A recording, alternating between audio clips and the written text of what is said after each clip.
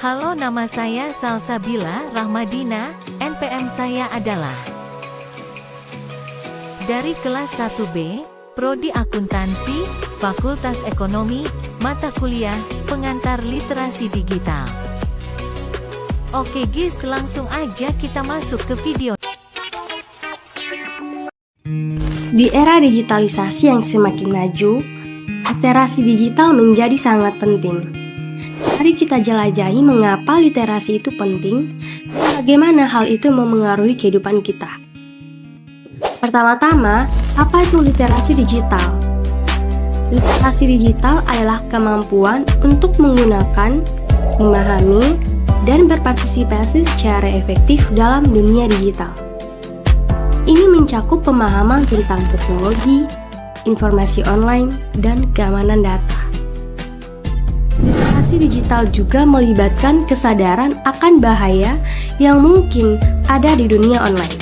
Misalnya, risiko cyberbullying dan penipuan online. Dengan literasi digital, individu dapat memahami tanda-tanda peringatan dan mengambil tindakan yang tepat. Keamanan data juga menjadi bagian penting dari literasi digital. Mempelajari cara menjaga data pribadi tetap aman dan mengamankan akun online dapat melindungi kita dari ancaman seperti pencurian identitas dan penyalahgunaan informasi. A few moments later, 2,000 years later, one eternity later. Selanjutnya, saya akan menjelaskan manfaat teknologi digital bagi kehidupan manusia. Perkembangan pesat teknologi digital telah mengubah banyak hal dalam kehidupan, seperti pekerjaan, transaksi jual beli, hingga cara orang menjalin komunikasi dengan pihak lain. Pemanfaatan teknologi digital tersebut wajib dibarengi dengan kecakapan digital untuk menghindarkan penggunanya terpapar dampak teknologi digital. Dian Ika menjelaskan bahwa di era sekarang saat ini dibutuhkan pola pikir yang serba digital. Pola pikir ini meliputi growth mindset, kolaborasi, kelincahan belajar dan beradaptasi, serta kepribadian. Agar cepat memiliki pola pikir serba digital, intinya yang harus didorong adalah keberanian untuk merubah dan mengambil keputusan dengan cepat, belajar secara utuh dan tuntas atau tidak setengah-setengah. Jadi, itulah manfaat teknologi digital bagi kehidupan manusia. Selanjutnya, saya akan menunjukkan canggihnya teknologi digital, yaitu AI. In data science. So what could your career look like? Work across a range of industries, from finance to healthcare and government. A Master of Data Science will equip you with the skills for success. Maybe you see yourself solving problems using AI, analysing data on the cloud, or building your own tech company. Whatever it is, we'll help you get there. Study at your own pace with flexible 100% online learning. Siapa sih yang nggak kenal internet? Banyak orang yang menggunakan internet dan setiap orang memiliki perbedaan kebutuhan pengguna internet. Tentunya, internet mendatangkan perubahan besar di seluruh dunia. Begitu banyak bentuk informasi serta komunikasi mempermudah akses manusia untuk menjalani kegiatan seperti penelitian, bekerja di rumah, pendidikan, bisnis, olahraga, hiburan, politik, dan lain sebagainya. Apa sih internet itu? Internet merupakan sistem jaringan kerja yang menghubungkan jutaan komputer di seluruh dunia. Internet dapat digunakan sebagai sarana pertukaran informasi dari satu komputer ke komputer yang lain dengan waktu yang cepat tanpa dibatasi oleh jarak fisik kedua komputer tersebut. Kemudian, internet ini awal mulanya dari mana sih? Bermula dari ARPANET, Advanced Research Project Agency Network, berdiri pada tahun 1969 oleh Departemen Pertahanan Amerika Serikat. ARPANET menghubungkan beberapa komputer berdasarkan Unix melalui saluran telepon dalam jarak yang jauh sehingga komputer tersebut saling berkomunikasi. Pendirian ARPANET merupakan jaringan komputer pertama yang menggunakan teknologi paket data. Pada tahun 1989, TC atau IP, Transmission Control Protocol atau Internet Protocol, mulai digunakan sebagai sebuah protokol resmi yang diakui oleh semua jaringan. Disambung, tahun 1982, Eropa muncul jaringan komputer tandingan yang dikenal dengan EUNET, yang menyediakan jasa email dan newsgroup, Usenet. Kemudian di tahun 1984 diperkenalkan sistem nama domain yang sekarang dikenal dengan DNS, Domain Name System, yang berfungsi untuk menyeragamkan sistem pemberian nama alamat di jaringan komputer. Lalu pada tahun 1986, NSVNET National Science Foundation Network dibangun dengan kecepatan backbone 56 kbps. Banyak jaringan internasional mulai dibangun di beberapa negara dan dihubungkan ke NSFNET. Di tahun 1988, Jarkko Oikarinen dari Finland membuat dan memperkenalkan ARC, Internet Relay Chat, yaitu program untuk chatting pada tahun 1989.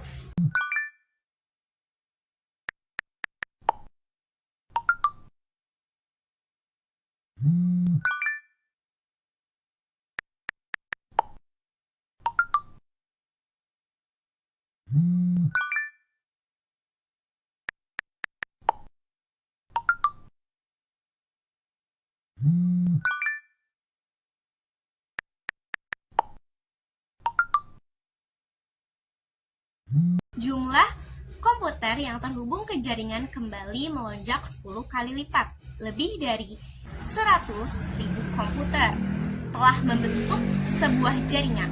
Selanjutnya, pada tahun 1990, Timothy Berners-Lee, seorang ahli komputer dari Inggris, menciptakan program editor dan browser yang dapat menjelajah antara satu komputer dengan komputer lainnya, yang membentuk jaringan. Program inilah yang disebut WWW atau World Wide Web. Sehingga di tahun 1990, DoD, Department of Defense, membubarkan ARPANET. Kemudian di tahun 1992, komputer yang saling terhubung ke jaringan sudah melampaui 1 juta komputer lebih. Dan di tahun yang sama muncul istilah surfing the internet.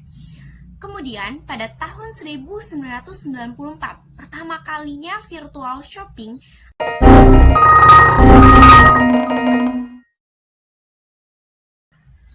retail muncul di internet. Online merupakan contoh pertama dari aplikasi tersebut. Di tahun yang sama, Yahoo didirikan. Dan juga kelahiran Netscape Navigator 1.0. Pada tahun 2001, internet mendapatkan QoS, Quality of Service, untuk suara dan video.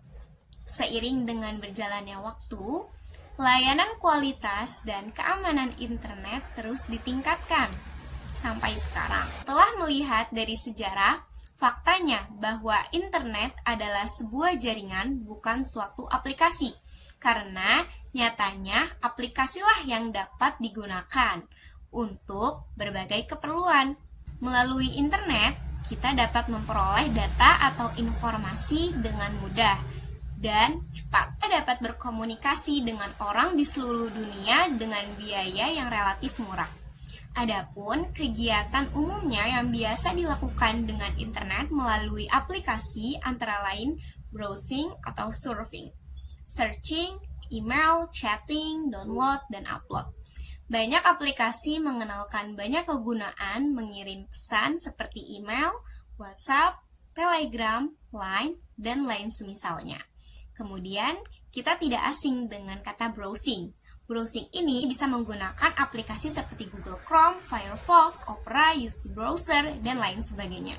Tidak kalah menarik, dalam beberapa tahun terakhir, Internet of Things IoT menjadi salah satu daya tarik signifikan. IoT dianggap sebagai bagian dari internet masa depan dan akan mencakup miliaran suatu yang berkomunikasi secara cerdas, memiliki keunggulan seperti teknis, sosial, dan ekonomi. Produk konsumen barang tahan lama, mobil dan truk komponen industri, dan utilitas sensor dan objek sehari-hari lainnya. Dipadukan dengan konektivitas internet dan kemampuan analisis data canggih yang menjanjikan transformasi cara kita bekerja, hidup, dan bermain. Bersanding dari IoT, tak kalah lagi di masa yang akan datang, diprediksi bahwa akan membentuk generasi baru dari web, yaitu Web 3.0 dengan browser pada Web 3.0 dapat menjadi asisten pribadi kita yang dapat membantu pencarian informasi di dunia maya. Pembahasan selanjutnya adalah software perangkat lunak. Perangkat lunak ini berbeda dengan perangkat keras yang bisa dikatakan perangkat keras memiliki bentuk secara nyata. Sedangkan perangkat lunak merupakan perangkat yang bersifat abstrak, tidak dapat disentuh maupun dilihat secara fisik, namun dapat dioperasikan. Tanpa adanya software, sebuah perangkat komputer hanyalah perangkat keras yang mati dan tidak dapat berfungsi dengan baik. Pada kenyataannya, software atau program aplikasi tidak hanya berisi baris kode program komputer saja, tetapi juga semua konfigurasi dan dokumentasi data yang saling berhubungan, di mana seluruh komponen tersebut dibutuhkan agar program dapat beroperasi dengan tepat dan benar. Perangkat lunak atau software yang akan dibahas yaitu pertama, perangkat lunak embedded system, yang kedua, perangkat lunak operating system. Untuk perangkat lunak embedded system berasal dari pabriknya langsung, seperti TV, dapat mengatur channel, suara, dan lainnya melalui remote. Untuk prinsip kerja embedded system bisa mengontrol dan memprogram langsung, misalnya bidang transportasi, yaitu pesawat, bisa mengatur navigasi, suhu, dan ketinggian. Bidang kesehatan pendeteksi jantung, bisa mengeluarkan suara deteksi jantung.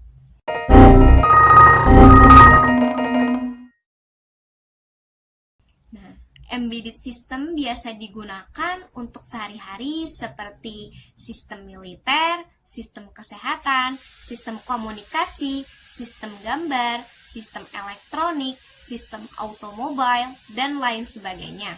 Selanjutnya, ada perangkat lunak operating system adalah software bisa operasi dengan hardware. Kemudian, hardware bisa operasi dengan brainware. Contohnya seperti install Windows yang cukup untuk personal komputer. Sistem operasi merupakan penghubung antara manusia atau pengguna dengan hardware. Prinsip kerja operating system yang pertama ada desktop, kedua mobile, ketiga server. Software lainnya yang akan digunakan contohnya MS-DOS, Unix, Linux, Solaris, FreeBSD, Novel Operating System, MS Windows, Apple, Macintosh, dan lain sebagainya. Masing-masing pengembangan sistem operasi memiliki perbedaan dalam lingkup platform operasi. Jumlah pemakaian, metode interaksi pemakai, bersifat open source atau closed source, dan lisensi penggunanya. Perangkat lunak sistem operasi mobile seperti iOS, Android, Windows Phone 7, BlackBerry. Namun, perangkat BlackBerry sepi peminat, tidak dapat mengupgrade sistemnya untuk mengikuti zaman. Perangkat lunak sistem operasi server seperti sistem operasi komputer, server, Sun, HP, Apple, Oracle, Windows, dan lain sebagainya. Bagaimana sih perangkat lunak bahasa, pemrograman, dan aplikasi? Yuk kenalan dengan perangkat lunak bahasa, pemrograman, dan aplikasi. Sweet dreams are made of this. Who am I to disagree? Travel the world and the seven seas. Everybody's looking for something. Sweet dreams are made of these. Who am I to disagree? Travel the world and the seven seas. Berdasarkan yang saya pelajari di Temu 3 mata kuliah pengantar literasi digital, bahwa bahasa visual dan orientasi objek adalah bahasa pemrograman tingkat sangat tinggi. Lalu ada PHP Pascal C yang bahasa tingkat tinggi termasuk bahasa pemrograman tingkat tinggi. Kemudian ada bahasa rakitan yang masuk ke dalam bahasa pemrograman tingkat menengah. Yang terakhir ada bahasa mesin dan perangkat keras, merupakan bahasa pemrograman tingkat rendah.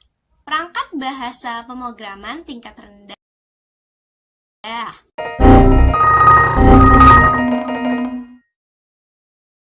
one that's kind of like closer to the machine. There's not as many abstractions. You have a lot of fine-tuned control over things like memory management and stuff like that.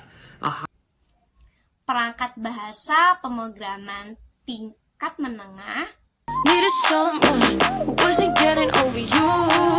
When I move to the side, when I move, call you mine, and I know what you're feeling. I'ma take you for a ride, let me take it off your mind, cause you know it's a season. And I move, and I move, and I move, and I ride, and I move, and I move, and I... bahasa perangkat pemrograman tingkat tinggi.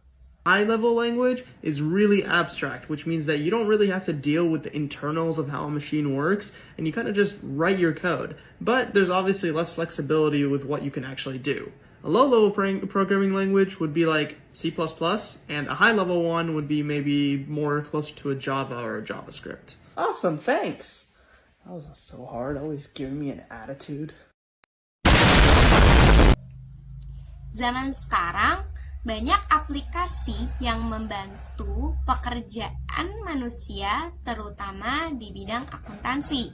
Di antaranya adalah aplikasi keuangan, aplikasi pencatatan, keuangan berbasis teks mode, aplikasi pencatatan keuangan berbasis desktop, aplikasi pencatatan keuangan berbasis web, aplikasi pencatatan keuangan berbasis mobile, dan aplikasi pencatatan keuangan berbasis AI.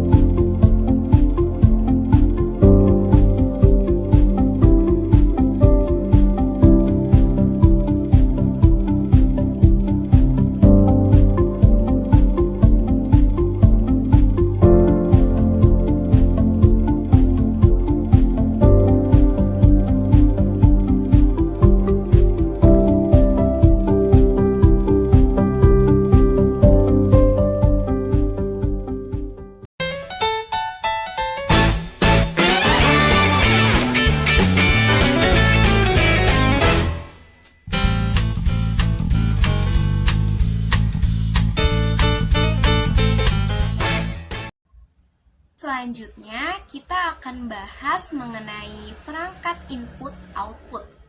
Apa sih yang ada dalam pikiran kalian jika mendengar input-output? Input, masukan, output, keluaran. Apa sih maksudnya? Yuk kita bahas. Perangkat input atau disebut sebagai input device merupakan perangkat masukan dari komputer yang memiliki tugas untuk menerima setiap instruksi.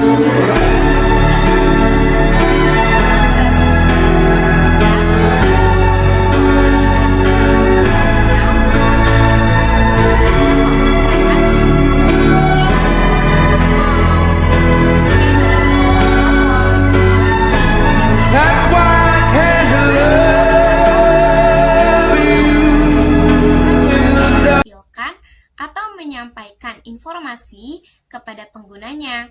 Informasi yang ditampilkan oleh komputer sudah diterjemahkan teknologi komputer itu sendiri, sehingga dapat dipahami pengguna dengan mudah. Contoh, perangkat output, monitor proyektor, speaker, printer, dan lain sebagainya. Seiring dengan perkembangan zaman, kini teknologi printer sudah memiliki kemajuan, yaitu printer dapat dibuat menjadi makanan seperti ikan dan daging, yang tentunya lebih hebat dibandingkan dengan teknologi printer sebelumnya, yang awalnya hanya menggunakan mesin yang tak berwarna dan akhirnya seiring berjalannya waktu menjadi berwarna, lebih HD, dan kini bisa untuk dikonsumsi. Bagaimana? Teknologi printer kini bisa menjadi salah satu barang multifungsi, bukan? Imagine a calculator that would always return a result of 42 for every equation. We wouldn't be able to do any calculations on it as its output would always be the same. Instead, the numbers we enter should have an impact on the result. In this case, the numbers we punch in are called inputs. Inputs are simply any information we give to the program for it to use. This allows us to break down most programs into 3 parts. The first part is the input. This is the information we give our computer, like the 2 numbers in our calculator example. The second part is the process. The computer will use our input to do something, like adding the 2 numbers together. The final part is the output. The computer shows us the result of the process, like displaying the sum of the 2 numbers. If we look at our previous program, we see that it has an output and its process is simply saving our name in a variable. Let's see if we can add an input. Instead of putting our name in a variable before we execute the program, why don't we make the program ask the user for their name? To do so, we'll use the prompt instruction. This is what it looks like. The text that you put between the parentheses is the question that the computer will ask the user. When you execute the program, you'll get a window with some text and a box to type into. The text is the question you want to ask the user, while the box is for the user to type their answer. Since we want to save the user's answer, we'll use a variable, like so. Say the user answers educode for their name. The program will then save that value in the variable first name. Next, we'll use this variable with console.log to output the user's name. Let's try it for ourselves. In the code editor, replace the question mark with a prompt instruction. Between the parentheses, write 2 quotation marks. Then, in between those quotation marks, write the question, "What is your last name?" Once your code matches the one on screen, run it.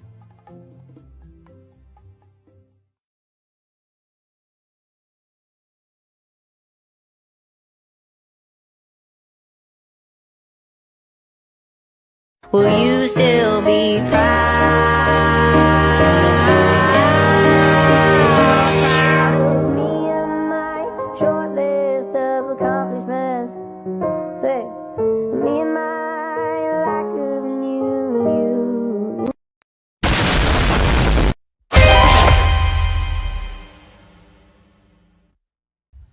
Perangkat media penyimpanan, pembahasan kelima ini kira-kira ada yang masih bingung gak sih?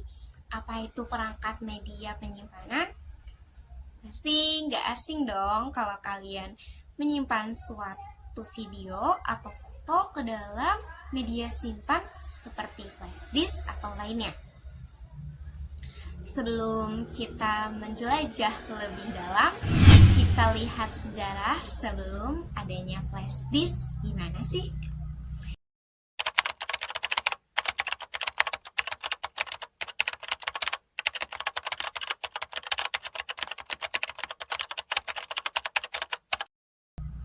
Pada tahun 1725, punch card, kapasitas media ini sangat kecil. Fungsi utama media ini bukan untuk menyimpan informasi atau data untuk manusia, melainkan untuk pengaturan atau setting untuk mesin yang berbeda. Kemudian pada tahun 1846, tone step terbuat dari pita yang memanjang sama seperti punch card, namun memiliki perbedaan yaitu lebih banyak memuat menyimpan. Tong step digunakan pertama kali untuk mesin fax. Di tahun 1946, Selectron tube berbentuk tabung transparan yang di dalamnya terdapat kawat-kawat listrik mampu menyimpan data sebanyak 4096 bit. Harganya mahal dan mudah sekali rusak. Magnetic tape ditemukan pada tahun 1950-an. Disket.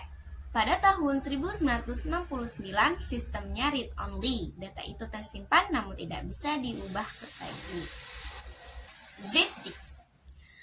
Hampir sama dengan disket, perbedaannya hanya pada kapasitas penyimpanan. LD, CD, DVD.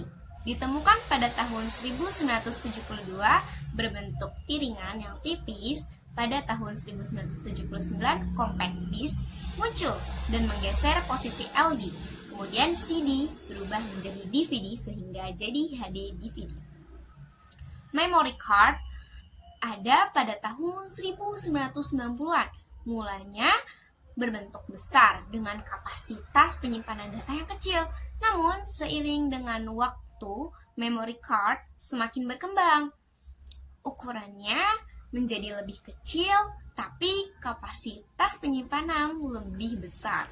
Memory card biasa dipakai untuk ponsel dan kamera. USB atau flash disk. USB dikembangkan pada tahun 1999. Selain menyimpan data, USB bisa memindah data dari satu komputer ke komputer yang lain. Kapasitasnya lebih besar, sehingga 64 GB. Kemudian ada external hard disk yang mampu menyimpan hingga 2 terabit. Terakhir, kita akan bahas mengenai perkembangan CPU komputer dari masa ke masa. Sejarah zaman dahulu, teknologi mekanik, sejarah kenapa digital. Orang satu kali menemukan komputer adalah alat untuk menghitung. Sejarah di belakangnya itu asal mula komputer tidak jauh dari alat hitung.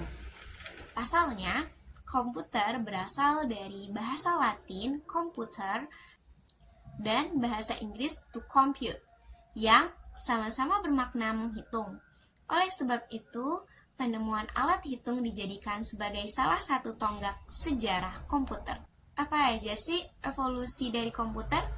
Yang pertama ada abacus, kedua Napier's bones, yang ketiga Leibniz world, yang keempat Jacques law, yang kelima Pascal Lane, yang keenam difference and analytical engine, yang ketujuh ada census machine, yang ke-8 ada Mark I.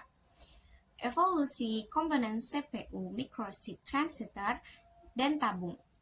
Chip microchip juga dikenal sebagai sirkuit mikro, sirkuit terpadu, dan produk komponen semikonduktor.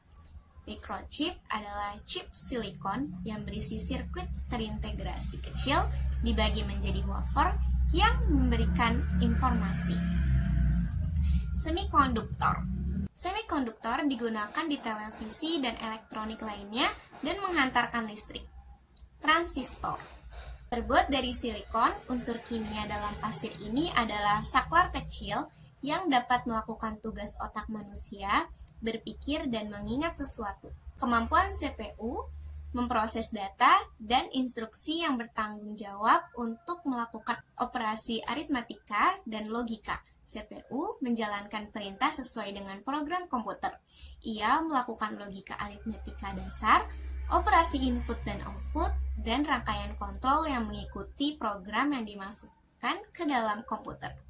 PC versus Mac. Keunggulan Mac telah dikaitkan dengan desain grafis berkekuatan tinggi selama beberapa waktu. Hal ini disebabkan oleh mesin produk itu sendiri, produk Apple, menarik secara visual dan terkadang dibeli karena tampilannya. Ada alat dan aplikasi untuk desain grafis yang juga hanya tersedia untuk Mac. Sebagian besar nama besar dalam perangkat lunak desain ini dibuat untuk Windows. Namun masih ada persepsi bahwa Mac adalah yang Anda perlukan untuk desain grafis. Keuntungan terbesar PC adalah biaya, karena ada begitu banyak pembuat PC dapat menemukan berbagai macam perangkat dengan harga berbeda. Hanya PC paling bertenaga dan mahal yang mendekati harga produk Apple. Sejarah komputer dari generasi pertama hingga generasi ke-6. Generasi pertama dibuat pada tahun 1937 untuk menyelesaikan sistem persamaan linear dan komputer Colossus untuk memecahkan kode rahasia Jerman Nazi.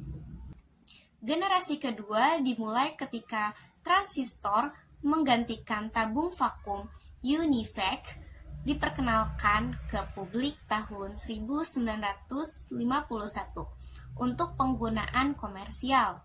Generasi ketiga dimulai ketika teknologi transistor meningkat menjadi sirkuit terpadu. Generasi keempat dimulai pada dasawarsa 1970-an ketika penemuan MOSFET dan integrasi berskala besar. Selanjutnya membawa ke pengembangan mikroprosesor di awal 1970-an. Generasi kelima digadang-gadang sebagai tahap perkembangan teknologi paling canggih saat ini dan diciptakan pertama kali pada tahun 1980-an. Komputer generasi ke-6 merupakan komputer digadangkan akan menggunakan kecerdasan buatan Artificial Intelligence atau AI dan memungkinkan terjadinya interaksi antara manusia dengan komputer. Saat ini, generasi komputer ke-6 masih dalam tahap pengembangan dan belum dilepas secara publik. Namun, kedepannya diperkirakan bahwa komputer akan interaksi baik secara fisik maupun psikis, dapat melihat, mendengar, berbicara, dan berpikir serta mampu membuat kesimpulan seperti manusia. Pengguna tidak perlu lagi melakukan penulisan atau pembuatan program. What does it take to build AI models that work for you? A couple of analysts that prepare the dataset, a dozen data scientists that build the model, and an army of software engineers to automate actions on these models. At Obviously AI, we've obsessed over enabling you to prepare data and build models. Today, for the first time, we're taking a leap to enable you to proactively take actions on those models. Introducing Obviously AI's Zapier integration. If your AI model predicts this, you can automatically do this. Or if your AI model predicts this, you can automatically trigger this. Don't just build AI models, supercharge the ROI of all your apps and services. So, what would you like to automate today? Kemudian, selanjutnya adalah komputer jaringan dan komunikasi data. Komunikasi data berkaitan dengan sinyal yang efisien dan andal, reliable, meliputi transmisi sinyal, media transmisi, pengkodean sinyal, interfacing antar lapisan, data link control, dan plexing.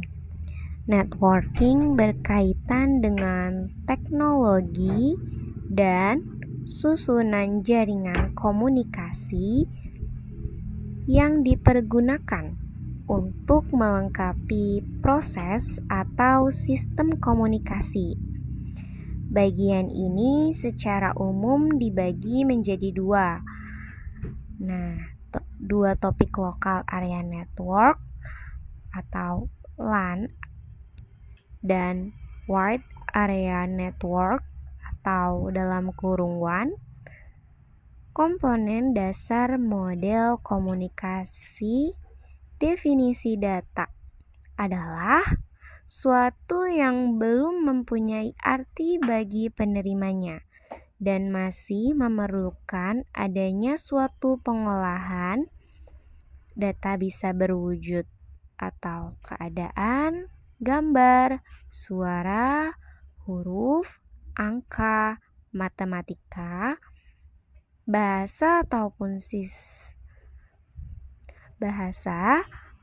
simbol-simbol lainnya yang bisa kita gunakan sebagai bahan untuk melihat lingkungan, objek, kejadian, ataupun suatu konsep. Komunikasi data adalah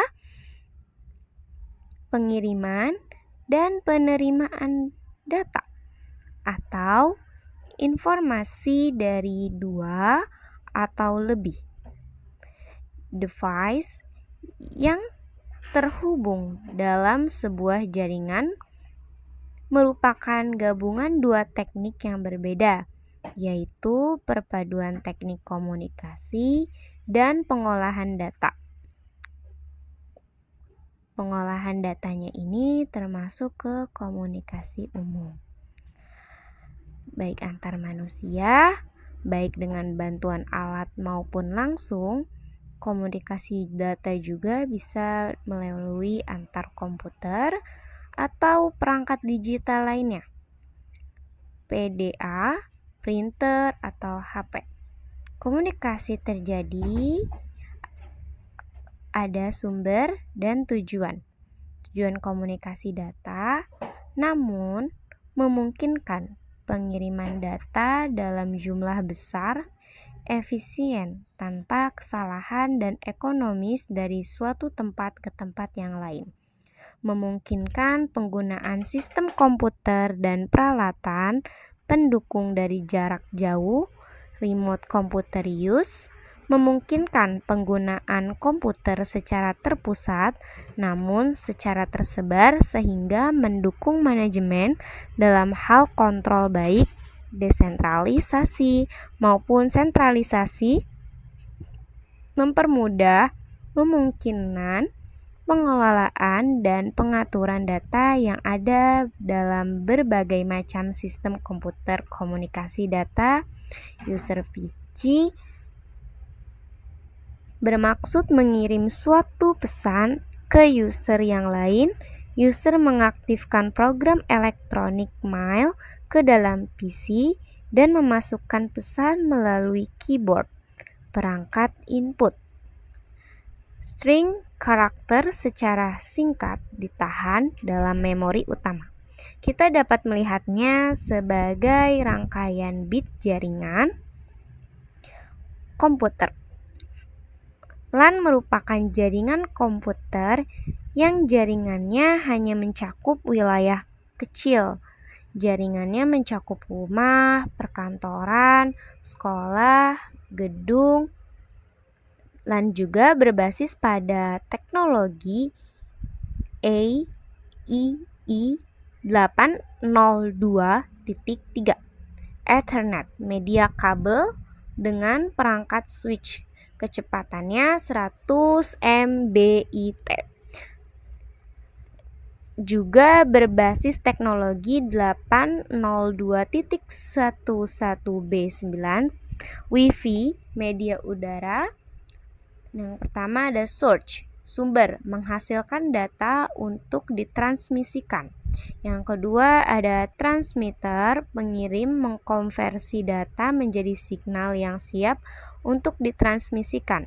Transmission system, sistem transmisi berupa jalur transmisi tunggal atau single transmission line atau jaringan kompleks. Complex network yang menghubungkan antara sumber dengan destination tujuan. Yang keempat ada receiver, penerima, mengkonversi signal yang diterima menjadi data. Receiver menerima sinyal dari sistem transmisi dan menggabungkannya ke dalam bentuk tertentu yang dapat ditangkap oleh tujuan. Yang kelima ada destination atau tujuan, menangkap data yang dihasilkan oleh receiver tempat yang media menyediakan koneksi. LAN dengan teknologi Wi-Fi bisa disebut hotspot. Karakteristik LAN mempunyai Pesat data yang tinggi meliputi wilayah geografis yang lebih sempit, tidak membutuhkan jalur telekomunikasi yang disewa dari operator telekomunikasi. Prinsip kerja LAN, server, switch, client. Yang pertama, komputer bertindak sebagai server komputer terhubung melalui switch server, berbagai sumber daya, data atau printer. Mendapatkan sumber daya dari komputer server topologi, jaringan server pola perhubungan, dan cara menghubungkan komputer satu dengan komputer lainnya. Dalam jaringan jenis topologi star bus, topologi bus, topologi star, topologi ring, topologi bus, pola jaringan komputer di mana komputer-komputer di dalamnya, workstation, terhubung melalui suatu kabel utama disebut bus. Ciri khas terhubung dengan satu kabel utama itu yang manfaatnya itu bakal ada hemat kabel, susunan sederhana, jaringan mudah dikembangkan. Terus kemudian kekurangannya itu deteksi kesalahannya sangat kecil, kepadatan lalu lintas data. Bila salah satu komputer rusak maka jaringan tidak berfungsi. Topologi ring, pola jaringan komputer yang aliran datanya mengalir secara melingkar seperti cincin. Nah, dia manfaatnya itu hemat kabel, menghindar tabrakan data. Jika terjadi kerusakan pada suatu komputer, maka seluruh jaringan yang akan terganggu itu adalah kekurangannya. Terus ada lagi kekurangan berikutnya, pengembangan jaringan akan lebih kaku. Topologi star, pola jaringan komputer yang terhubung pada pusat pengontrol jaringan. Hub melalui jalur yang berbeda, memiliki satu pusat mengontrol hub untuk menghubungkan komputer menggunakan UTP untuk penghubung. Nah, ini tuh dia lebih fleksibel, penambahan komputer station dalam jaringan mudah, kontrol terpusat, kemudahan deteksi, terdeteksi kesalahan itu gampang ya. Kemudian kekurangannya juga efisiensi dalam penggunaan pemberdaya jaringan. Terus dia termasuk boros kabel, perlu teknisi yang bisa menangani kerusakan. Secara khusus, jika pusat mengontrol hub rusak, maka jaringan tidak akan berfungsi. Wide Area Network atau WAN ini bentuk paling sederhana. WAN atau Wide Area Network, kumpulan jaringan area lokal atau LAN atau jaringan lain yang berkomunikasi satu sama lain yang pada dasarnya adalah jaringan. Jaringan dengan internet menjadi WAN terbesar di dunia. Sebuah WAN beroperasi di luar cakupan geografis suatu wilayah. Seperti yang ditunjukkan pada gambar, WAN digunakan untuk menghubungkan wilayah kantor pusat ke wilayah terpencil di lokasi cabang dan situs telekomunikasi. Telekomputer. Sebuah WAN dimiliki oleh penyedia layanan. Pengguna harus membayar biaya untuk menggunakan layanan jaringan penyedia untuk menghubungkan situs jarak jauh. Penyedia layanan WAN termasuk operator seperti perusahaan kabel jaringan telepon, MPLS, atau penyedia layanan satelit menyediakan tautan untuk menghubungkan situs jarak jauh. Tujuan transportasi data suara dan video. Sebaliknya, tanah biasanya dimiliki oleh suatu organisasi. Mereka digunakan untuk menghubungkan peripheral komputer lokal dan perangkat lain dalam suatu gedung atau wilayah geografis kecil lainnya. Jika diperlukannya tanpa WAN, akan menjadi serangkaian jaringan terisolasi. Tanah menyediakan keduanya kecepatan dan efisiensi biaya transmisi data melalui wilayah geografis yang relatif sangat kecil. Namun seiring dengan berkembangnya organisasi, bisnis memerlukan komunikasi antar lokasi yang terpisah secara geografis. Berikut ini adalah beberapa contoh di mana kita perlu melarang kantor regional atau cabang suatu organisasi harus dapat berkomunikasi dan berbagi data dengan situs pusat atau kantor pusat atau karyawan yang melakukan perjalanan bisnis perusahaan. Seringkali perlu mengakses informasi yang berbeda di jaringan perusahaan mereka. Mari kita lihat topologi WAN yang menghubungkan beberapa situs di seluruh WAN dapat melibatkan beragam teknologi penyedia layanan, dan topologi WAN di sana adalah 4 topologi WAN umum yang dimulai dengan topologi point-to-point yang menggunakan sirkuit point-to-point antara dua titik akhir. Selanjutnya, kita memiliki topologi hub dan spoke yang dapat diterapkan ketika koneksi jaringan pribadi antara beberapa situs memerlukan. Maka kita memiliki topologi mesh. Dengan topologi mesh, penuh situs manapun dapat berkomunikasi langsung dengan situs lain. Maka kita memiliki topologi rumah ganda yang menyediakan penyeimbangan beban. Namun penerapannya lebih mahal daripada topologi rumah tunggal. Teknologi WAN terdiri dari dua jenis sirkuit, yang switch circuit, paket teknologi seperti PTSN atau ISDN yang merupakan legasi, dan teknologi paket switch seperti MPLS Metro, Ethernet, WAN, ATM, Frame, Relay, Satellite Network. Teknologi internet satelit membuat internet berkecepatan tinggi tersedia di daerah terpencil atau pedesaan. Di negara ini, jika ingin mendaftar, ada baiknya mengetahui cara kerjanya. Ada 5 bagian dalam prosesnya. Pertama adalah perangkat yang digunakan mungkin laptop atau smart TV atau konsol game. Kedua adalah modem dan router. Ini menafsirkan sinyal data ke dalam bentuk yang dapat dikirim dari atau diterima oleh perangkat. Ketiga adalah antena. Terus antenanya ini antena parabola ya, yang biasanya ada di atap atau berkomunikasi langsung dengan bagian keempat dari proses satelit sebenarnya, yang mengorbit pada ketinggian 22.000 mil di atas permukaan bumi. Masing-masing perusahaan hanya memiliki 1 atau 2 satelit yang melayani seluruh negara. Satelit tersebut kemudian berkomunikasi dengan pusat operasi jaringan permukaan sehingga informasi terus mengalir masuk satu putaran dari perangkat ke pusat operasi jaringan, dan seluruh proses ini menambahkan sekitar setengah detik latensi atau jeda yang kedengarannya tidak terlalu banyak, tetapi itu cukup untuk membuat hal tertentu menjadi sulit atau bahkan tidak mungkin seperti game online yang bergerak cepat. Biasanya internet satelit hadir dengan kecepatan pengunduhan yang lebih lambat dibandingkan kabel dan fiber, dan di antara itu serta latensi yang tinggi, industri ini belum memilih banyak penggemar, namun internet satelit mulai membaik.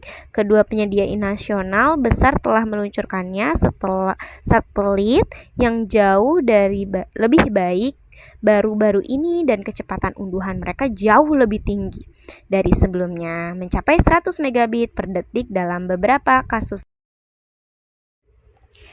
dan akan menjadi lebih baik lagi. Beberapa perusahaan telah mengumumkan rencana untuk secara mendasar mengubah cara kerja internet satelit menggunakan jaringan besar yang terdiri dari ratusan atau bahkan ribuan satelit yang mengorbit rendah untuk memberikan layanan yang sangat baik dengan sebagian kecil dari latensi yang saat ini dialami pengguna dalam beberapa tahun ke depan.